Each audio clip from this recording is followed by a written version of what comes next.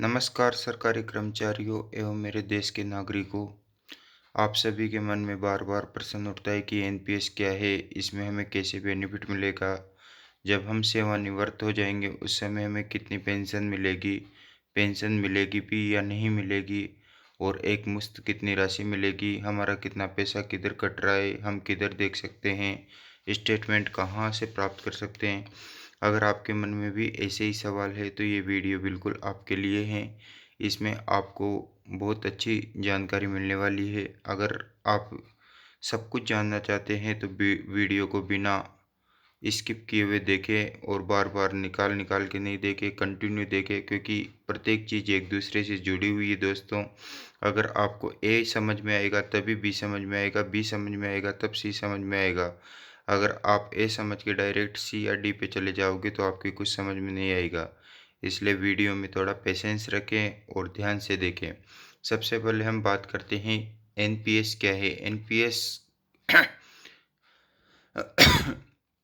NPS की full form होती है नेशनल पेंशन सिस्टम। एनपीएस एक पेंशन प्रणाली है दोस्तों, जिसमें सरकारी कर्मचारी या अन्य व्यक्ति प्रति माह कुछ निवेश करके भविष्य के लिए एक मुफ्त राशि या पेंशन प्राप्त कर सकता है। जैसे कोई भी सरकारी कर्मचारी होता है, आप सभी को पता है कि आप अपना जो बेसिक वेतन और डीए है उसका 10% हिस्सा एनपीएस में कटवाते हो, और प्रत्येक महीने जब ये राशि कटवाते हो तो जब आप रिटायर्ड होगे यानी सेवानिवृत्त होगे तो उस समय आपको एक मुश्त भी मिलेगी और उसी राशि के द्वारा आपको पेंशन भी प्राप्त होगी। इसमें हम थोड़ी और आगे जानकारी लेते हैं। पुरानी पेंशन प्रणाली को बंद करके नई अंशदान पेंशन प्रणाली 1 जनवरी 2004 से प्रारंभ की गई, जिसे ही एनपीएस कहते हैं। इसमें सरकारी कार्मिक जो पैसा कटवाता है उसे सब्सक्राइबर, साथ ही सरकारी कर्मचारी के डीडीओ एवं पीएओ होता है दोस्तों, पेमेंट अकाउंट ऑफिसर, जो एसआईपीएफ ऑफिसर होता है, एनपीएस योजना के तहत नोडल अधिकारी कहलाते हैं। अब दोस्तों इसमें क्या होता है, पुरानी पेंशन प्रणाली जीपीएफ थी, उसमें हम लोन भी ले सकते थे, पैसे भी विड्रॉल कर सकते थे, बहुत सारी स्कीम थी, लेकिन उसको हटा के अब अंशदान पेंशन प्रणाली कर दी। यानी कि जो शेयर मार्केट पे बेस्ड ये प्रणाली है अंशदान, ये बहुत बड़ा शब्द है। अंशदान का मतलब होता है दोस्तों, इसमें जो राशि हम जमा करा रहे हैं वह अलग अलग स्कीम में, थोड़े थोड़े पैसे हमारे अलग अलग स्कीम में लग रहे हैं, जो मैं आपको बाद में बताऊंगा। और इसके अलावा जैसे जितनी राशि हम जमा कराते हैं उतनी ही राशि सरकार भी हमारे खाते में जमा कराती है। इसकी सबसे बड़ी विशेषता ये है। इसमें जो भी सरकारी कर्मचारी है, जैसे मैं ही पैसे कटवा रहा हूँ तो मुझे सब्सक्राइबर कहते हैं, मेरे डीडीओ है, एसआईपीएफ ऑफिस के जो ऑफिसर है उन सभी को इसमें नोडल अधिकारी कहते हैं, जो ये सीआरए द्वारा ऑथोराइज्ड अधिकारी होते हैं। और डीडीओ और पीएओए के द्वारा ही प्राण नंबर जनरेट किए जाते हैं सब्सक्राइबर के। इनके बिना प्राण नंबर जनरेट नहीं किए जा सकते। जब प्राण नंबर जनरेट हो जाते हैं तो हम एनपीएस में अपना पैसा कटवा सकते हैं। इसके बाद जिस प्रकार प्रत्येक व्यक्ति के पास उसका आधार कार्ड होता है, उसी प्रकार प्रत्येक सरकारी कर्मचारी के पास एक प्राण नंबर होते हैं जो वो अपने डीडीओ से प्राप्त कर सकता है। इसी प्राण नंबर की सहायता से वह एनपीएस पर अपना लॉगिन क्रिएट कर सकता है। अब दोस्तों जब भी आपको प्राण किट मिलेगा तो उस किट के साथ एक आई पिन और टी पिन भी मिलेगा। उनकी सहायता से आप अपनी यूजर आईडी क्रिएट कर सकते हो, और उस यूजर आईडी क्रिएट करने के बाद में जो मैं आपको कुछ स्टेप्स बताऊंगा उसके द्वारा आप ट्रांजैक्शन जान सकते हो कि आपके खाते में कितना बैलेंस है, कितना नहीं है।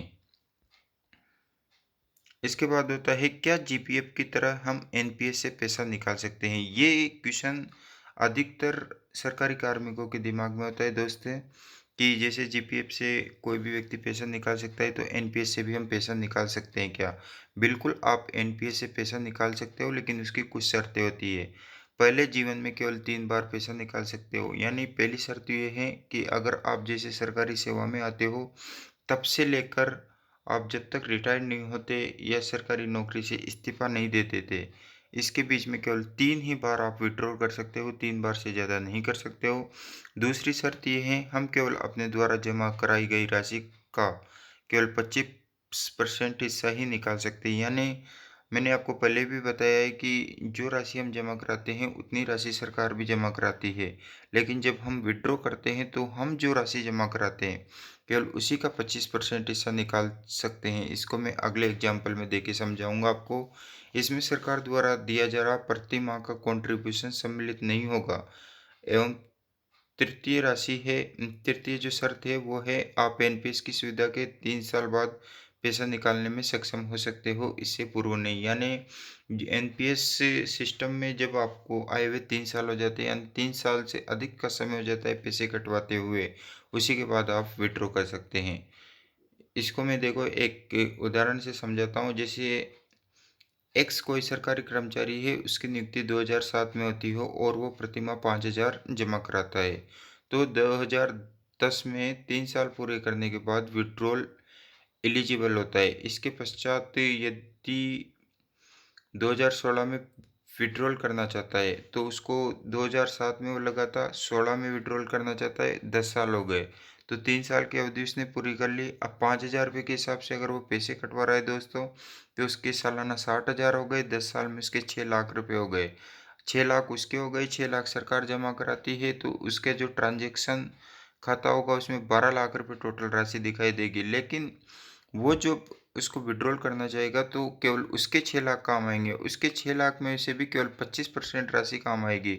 यानी दोस्तों, अगर आप 2007 में नियुक्त होते हो और 2016 में आप पैसे निकला रहे हो, चाहे आपके खाते में आपके 6 लाख रुपए हो गए हो, लेकिन फिर भी आप 6 लाख के 25% यानी 1.5 लाख से ज़्यादा की राशि नहीं निकला सकते।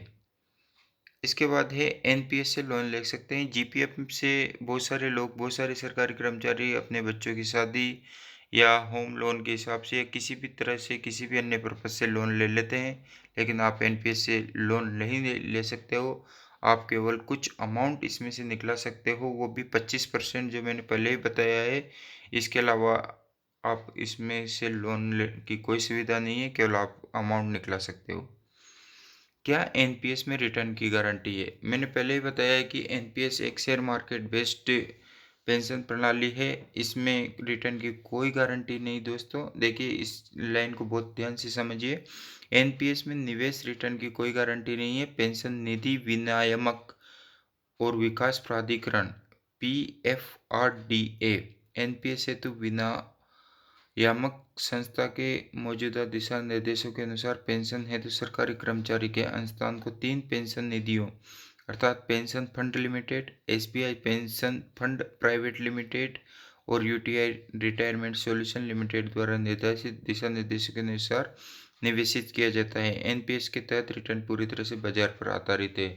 इसका मतलब ये है दोस्तों, अगर आप 100 रुपये जमा कराते हो तो ये जो 3 फंड लिमिटेड है, pension fund limited, SBI pension fund limited और यूटीआई रिटायरमेंट फंड लिमिटेड, इनके कुछ जैसे किसी को 31%, किसी को 34%, किसी को 35% मिलता है।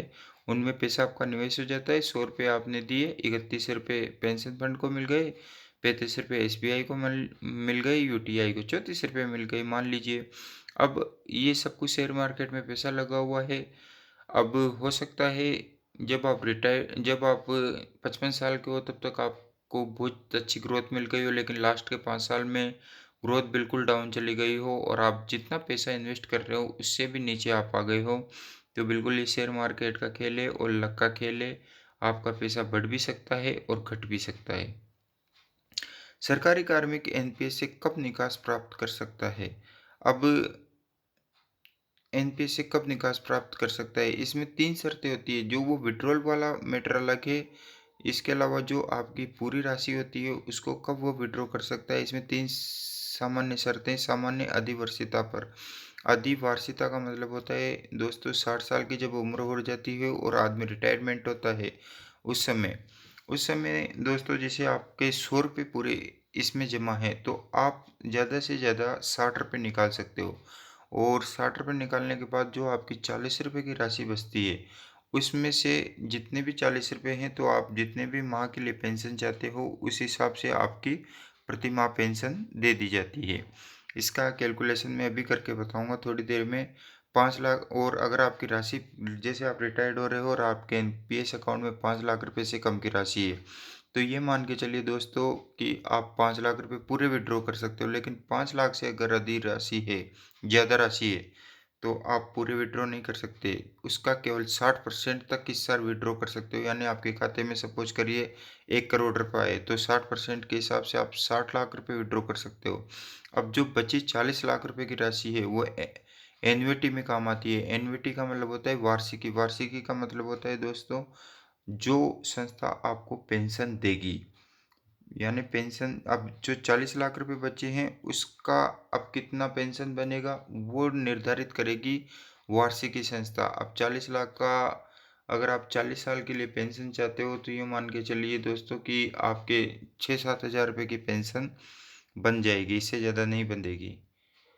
अब अगला है समय पूर्व निकास। मान लीजिए कोई व्यक्ति सरकारी नौकरी से ऊब के इस्तीफा दे देता है या बीच में ही छोड़ के चला जाता है, तो उस कंडीशन में वो केवल अपने 20% राशि ही विथड्रॉ कर सकता है, 80% उसको पेंशन के रूप में मिलेगी। इसमें अगर उसके 2.5 लाख रुपए से कम है एनपीएस में, तो पूरी विथड्रॉ कर सकता है, फिर ये 80-20 वाला खेल नहीं चलेगा। अब मृत्यु होने पर अगर कोई सरकारी कर्मचारी मान लीजिए मर जाता है, तो उस कंडीशन में दोस्तों उसके जो भी नॉमिनी होगा, पति, पत्नी, माता-पिता जो भी है, वो भी केवल 20% राशि ही विथड्रॉ कर सकता है, और 80% जो राशि होगी, उसको वार्षिकी संस्था आपको पेंशन के रूप में प्रति माह दे देगी। इसमें भी अगर 5 लाख रुपए या उससे कम है, तो जो भी उसका नॉमिनी होगा, उसे पूरा तरह से आहरित कर सकता है, यानी विथड्रॉ कर सकता है।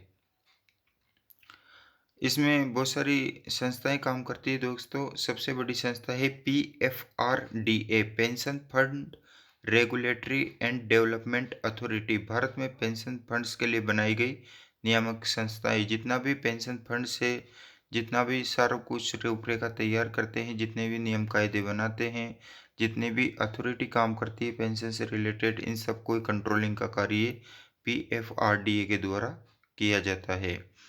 एन्युटी सर्विस प्रोवाइडर, जैसे दोस्तों आप रिटायर्ड होते हो। अब रिटायर्ड होते समय आप मान लीजिए आपके एनपीएस खाते में 1 करोड़ रुपए हैं, 60% के हिसाब से आप मैक्सिमम आप 60% पैसा निकाल सकते हो, तो आपने 60 लाख रुपए निकाल लिए। अब 40 लाख रुपए जो बचे हैं, वो आपको पेंशन के रूप में प्रति माह प्राप्त हो जाएंगे। तो उसका निर्धारण कि आपको कितना पेंशन मिलेगा, उसका निर्धारण एन्युटी सर्विस प्रोवाइडर द्वारा किया जाता है, जिसे वार्षिकी सेवा प्रदाता कहते हैं। इस समय वर्तमान में 5 वार्षिकी सेवा प्रदाता है दोस्तों, जिनके नाम है भारतीय जीवन बीमा निगम, जिसे बहुत अच्छी तरह से आप जानते हो, एलआईसी है।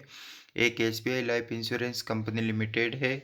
ICICI life insurance company limited है। HDFC standard life insurance company limited है। एक star union Daiichi life insurance company limited है। यह आपके पेंशन का निर्धारण करेगी जब आप 60 साल के हो जाओगे, और आपकी जितनी राशि है वो निकला लोगे बचे हुए पैसों के आधार पे। अब एक संस्था होती है एनएसडीएल-सीआरए, जिसका आप सब नाम सुनते हो, इसी पे आप लॉगिन करते हो, इसी के बारे में जानते हो। इसकी फुल फॉर्म है national securities depository limited is the central record keeping agency for NPS. NPS के अंदर जो आपके प्राण किट होता है, आपका जो डेटा होता है, जिस भी प्रकार का डेटा होता है, जिसमें भी आपको कोई एप्लीकेशन देते हो, उन सबको एक तरह से उस सारा का रिकॉर्ड कीपिंग का काम करती है ये एनएसडीएल सीआरए। अब ये देखिए नेशनल पेंशन सिस्टम का ये पेज होता है दोस्तों। इस पे 2 लॉगिन बने हुए हैं, एक सब्सक्राइबर, एक नोडल ऑफिसर। सब्सक्राइबर में एक सरकारी कर्मचारी आता है, जो सरकारी कर्मचारी आता है जिसकी खुद की एक आईडी होती है। इसमें वो यूज़र आईडी के रूप में प्राण नंबर डालता है, वो पासवर्ड सेट कर सकता है अपने, जो भी वो चाहे, और कैप्चा डालेगा। जब आप सब्सक्राइबर में लॉगिन करोगे, तो आप बहुत सारी फैसिलिटी काम में ले सकते हो, जैसे एनुअल ट्रांजैक्शन स्टेटमेंट, आपका कितना पैसा ट्रांजैक्शन में है, कितनी किस्तें जमा कराई और अब कितना हो गया, उसका स्टेटमेंट आप जान सकते हो। इसके अलावा इन्वेस्ट इन एनपीएस, आप एनपीएस में इन्वेस्ट कर ही रहे हो। एक्टिवेट टायर सेकंड अकाउंट, 2 चीज़ें हैं। एक टायर फर्स्ट अकाउंट होता है, जो एनपीएस का बाय डिफ़ॉल्ट अकाउंट होता है। इसमें आपको टैक्स में भी छूट मिलती है। इसके अलावा जो फिक्स 10% जो आपका बेसिक और डीए का कटता है, वो कटता रहता है।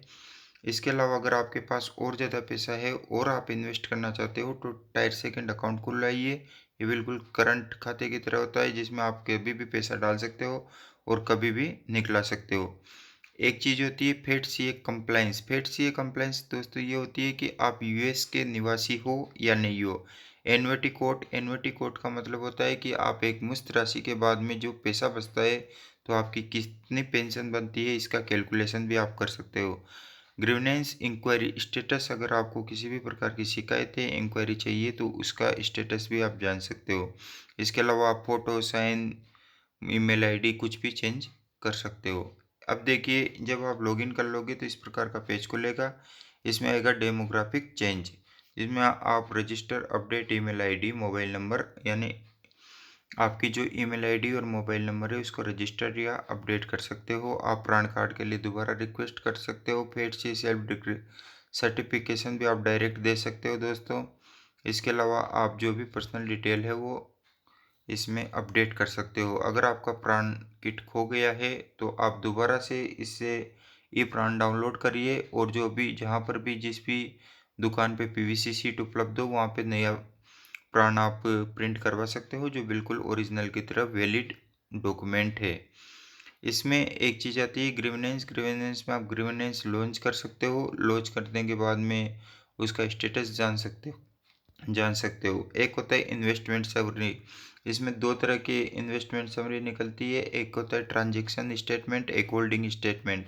ट्रांजैक्शन स्टेटमेंट दोस्तों वो होता है जिसमें सब कुछ ट्रांजैक्शन दिखाया होता है कि अपना कितना किस्तों में कितना पैसा गया है और अब तक कितना फ़ायदा हुआ है, सरकार ने कितना पैसा जमा कराया है, एवरीथिंग जो भी होता है। इसके अलावा एक होल्डिंग स्टेटमेंट होता है जिसमें केवल इतना सा बताया जाता है कि आपके खाते में अब तक कितना पैसा पड़ा हुआ है और किस स्कीम में कितना पैसा पड़ा हुआ है। अभी दूसरा होता है, एक होता है इसमें व्यू, ये स्टार्टिंग में ट्रांजेक्ट ऑनलाइन। ट्रांजेक्शन ऑनलाइन का मतलब होता है आप डायरेक्ट अपने जीवन में 3 बार पैसा निकला सकते हो। उसका विड्रॉ ऑप्शन आपको ट्रांजेक्शन ऑनलाइन में मिलता है। इन्वेस्टमेंट समरी में मैंने आपको बता ही दिया कि ट्रांजेक्शन स्टेटमेंट में आपका सारा हर तरीके का ट्रांजेक्शन दिखाई देता है, जो मैं आगे जाके आपको बताने वाला हूँ। ये देखिए ट्रांजैक्शन स्टेटमेंट है। इसमें 3 स्कीम होती है जो पहले हम डिस्कस कर चुके हैं। एसबीआई पेंशन फंड स्कीम में 31% का शेयर होता है। आप 100 रुपये जमा करा रहे हो तो 31 रुपये एसबीआई पेंशन फंड स्कीम में जा रहे हैं। उसके अलावा यूटीआई रिटायरमेंट के अंदर आपके 34 रुपये जा रहे हैं और एलआईसी पेंशन फंड में आपके 35 रुपये जा रहे हैं। ये किसी बंदे का स्कीम वाइज आपको ये ट्रांजैक्शन स्टेटमेंट मैंने बताया है। इसमें इसने 94 कंट्रीब्यूशन इसका हो चुका है। 94 नंबर ऑफ कंट्रीब्यूशन का मतलब होता है दोस्तों कि अब तक उसने कितनी बार पैसा जमा कराया है। वैल्यू ऑफ योर होल्डिंग, इस समय जितना भी उसने पैसा जमा कराया है तो वर्तमान में 2 दिसंबर को इसकी होल्डिंग वैल्यू है 5,93,784 रुपये। टोटल कंट्रीब्यूशन, जबकि टोटल इसने 4,56,000 रुपये कंट्रीब्यूट किए हैं। और टोटल नोशनल गेन का मतलब है कि उसने अब तक 1,37,272 रुपये का उसे अब तक फ़ायदा हुआ है। इसमें ये स्कीम वाइज है कि एसबीआई पेंशन में उसका कितना शेयर बन रहा है, यूटीआई में कितना बन रहा है। ये इसका मंथली स्टेटमेंट है दोस्तों कि मार्च में उसने 3,474 रुपये एम्प्लॉय ने जमा कराए। एम्प्लॉयर्स ने इसके बाद सरकार के द्वारा भी जो भी उसका नियोक्ता है उसके द्वारा भी 3,674 डाले गए और टोटल उसके खाते में 7,348 रुपये हो गए हैं। तो इसमें प्रत्येक माह का ब्यौरा है। एरियर के द्वारा जब उसने पैसा उठाया तो उस एरियर के पैसे में भी उसने 10% पैसा कटवाया है। तो 1,036 रुपये जब उसके कटे तो सरकार ने भी 1,036 रुपये दिए और उसके 2,072 रुपये हो गए। तो ये आपका मंथ वाइज स्टेटमेंट है। इसे ट्रांजैक्शन स्टेटमेंट कहते हैं। अगर आप होल्डिंग स्टेटमेंट निकलाओगे तो केवल दोस्तों इस तरह का आपको पेज दिखाई देगा, जिसमें केवल करंट वैल्यूज और किस स्कीम में कितना पैसा है वो पता चलेगा। केवल होल्डिंग स्टेटमेंट और ट्रांजैक्शन स्टेटमेंट में यही फर्क है।